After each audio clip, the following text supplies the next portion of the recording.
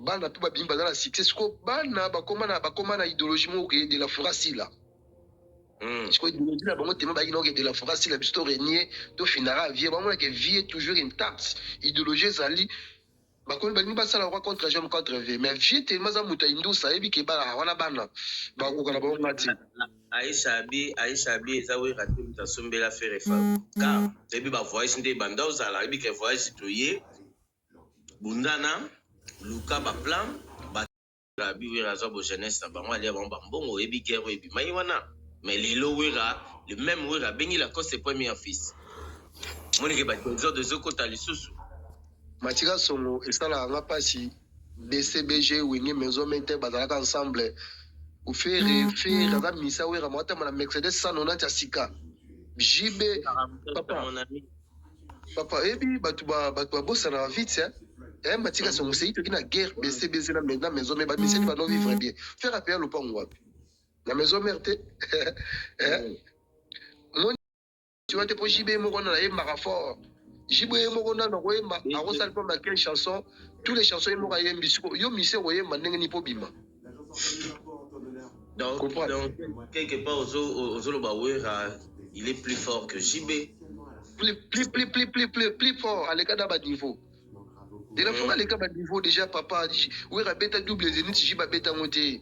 Oui rabeta papa oui rabeta parler de sport JB beta monté. Oui rabeta 4 fois martyr. 4 fois mon frère. JB beta mon solide deux fois.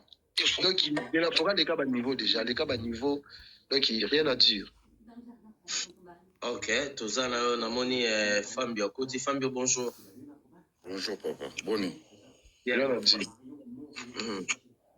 Réaction non, par rapport à Nabi Hollandais émission de Tozo Kumbela na formidable. La coach parce que tout à l'heure dans Hollanda, mais nous avons écouté film au bois et empêché ngai et on donc na bimaki na zongi na coach sonde quoi loba mais et là au moment où on décolle tout à l'heure et ça linga bien te pour anine. Jamais à Robin que Sankaraza collègue a fait. Faut que le bar bon côté mon frère. Bisous sur tout ça bateau to yebi poto parce que bisous de mon maison mais ndenge na poto to yebi makambu tout. Oyo faire sala na kacha wenge. Chita mazo loba molimo okumisa fali ke ya sala boye. Mon frère, quand il a un problème, pas gaulois, il y a des styles, quand il a un problème, pas gaulois. Formidable. Mon frère.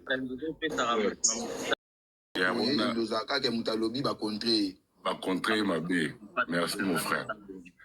Ngana ngana loba boy. Wana onengo loba bongo ke Sankara ki collègue ya fait c'est du manque de respect en fait.